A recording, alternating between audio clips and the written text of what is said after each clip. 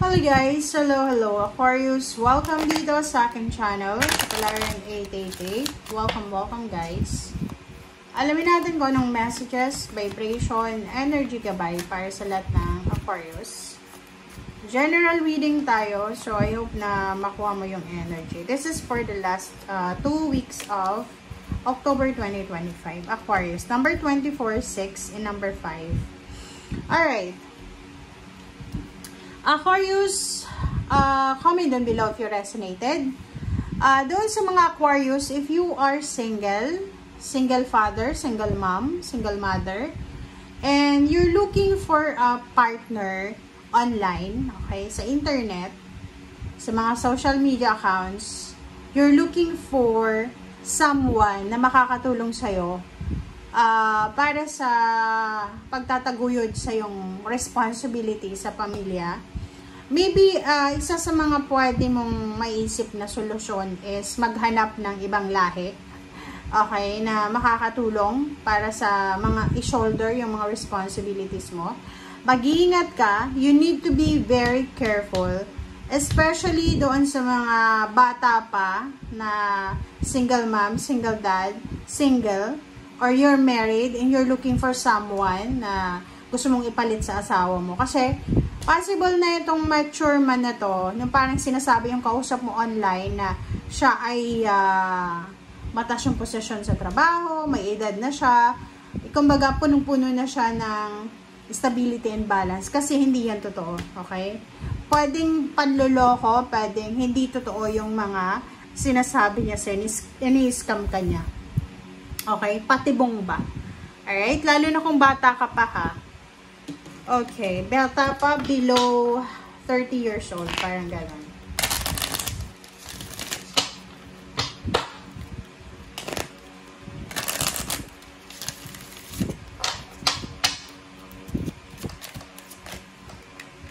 Alright. So, Mary Magdalene, Unconditional Love, and Blossoming. Irakura. Okay. So, sinasabi ng baraso dito, Aquarius, na starting, simula ngayong October, okay, love yourself. Kasi parang, halimbawa, may iba sa inyo dyan na masyado kayong, yung parang yung kaya mong i-sacrifice yung kaligayahan mo, yung freedom mo, just for the sake ng iyong mga anak, ng iyong pamilya, ng responsibility mo. So, sinasabi ng barasayo dito na simulan mo ngayong October na i-prioritize yung sarili mo. Simulan mo ngayong October na ibigay mo sa sarili mo yung pagmamahal na ibinibigay mo sa ibang tao, na kinakalimutan mo na worthy ka din ng pagmamahal na yan. Okay? Alright, so second card natin is you are just getting started. So, nagsisimula ka pa lang daw. So, if you are parang napapagod ka na ba? Parang nakakaramdam ka na ng pagod, ng frustrations, ng disappointments. Dito sinasabi na you're just getting started. Okay? So, have patience with yourself and the process and do not give up. So, yun. Kung marami kang obligations, duties and responsibilities sa pamilya, breadwinner ka ba, yun nga, single mom, single dad, or marami kang obligations, breadwinner, sinasabi ng barahan na wag kang magpanic, okay? You need to be patient and just enjoy the process. Wag nating i-give up yung mga pangarap natin sa buhay because nape-pressure ka sa ngayon, or because emotionally battered ka sa ngayon, or burden.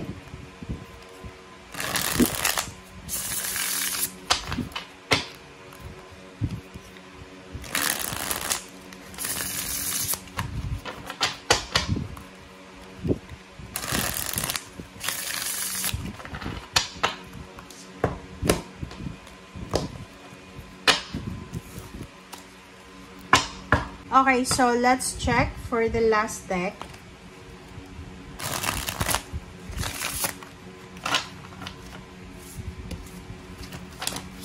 Sorry, ang dalas ng barahan niya, guys. Okay, first card natin is Queen of Swords, Ten of Cups, and Seven of Wands, and Two of Pentacles. So, for the first 4 cards natin, sinasabi ng baraha sa'yo na there's a direction. Parang meron kang direksyon or plano na gustong gawin regarding sa iyong relationship. Maybe you're planning to get married. Maybe you're planning to start a family, parang ganon. Or you're planning to, parang ibigay sa pamilya mo yung pagmamahal, karangyaan na pinapangarap nila. And sa buwan, maybe starting October 1 or maybe September, last September, medyo nakaramdam ka na parang unfair, 'di ba? Double time yung pagtatrabaho mo, working hard ka, multitasking, pero hindi mo pa rin nakukuha yung gusto mo. And this October, parang doon pumasok yung energy na napaka-unfair ng mundo. So, you need something na easy procedure, easy process para makaalis ka sa kung ano man yan na problema mo. And, sinasabi ng baraha sa'yo na wala namang masama sa purpose mo. Okay? Kasi yung purpose mo naman dito is maibigay sa pamilya mo, maibigay sa mahal mo sa buhay, protectionan sila sa kung ano man ang kailangan nilang proteksyon, mapa-love life man or money. Two Pentacles, sinasabi ng baraha na sa last 2 weeks of October, if ever lang na may pera ka or wala, kailangan mong i-manage yung iyong resources ng maayos. Okay? Kumbaga, iwasan natin yung sobrang gastos. Okay? And yung last 4 cards mo is the Hermit, Ace of Wands, Knight of Swords, and Death card na reverse. So, sinasabi ng baraha dito na may kailangan magbago. Okay? May kailangan baguhin sa strategy mo. May kailangan baguhin sa mindset mo. Okay? And the Hermit is here.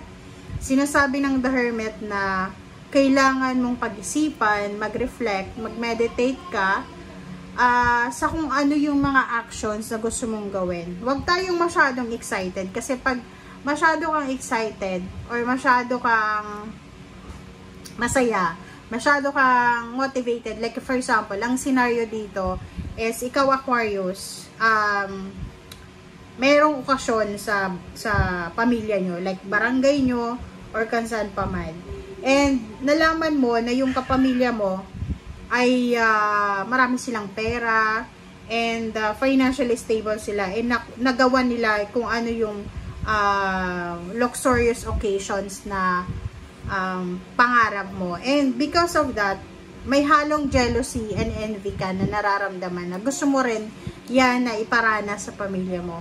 So walang masama sa ganun, but sinasabi ng baraha, gamitin mo yan as motivation, but wag mong ilalagay sa isip at puso mo na kailangan mong makipagkompetensya, kasi hindi maganda yon.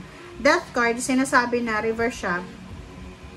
Kung ano man ang action, kung ano man na magta-transform sa buhay mo, you need to accept it. Okay? Pag-isipan ng mabuti, pag-isipan ng maraming beses, but make sure na we need to accept it. Okay? Thank you guys. Bye!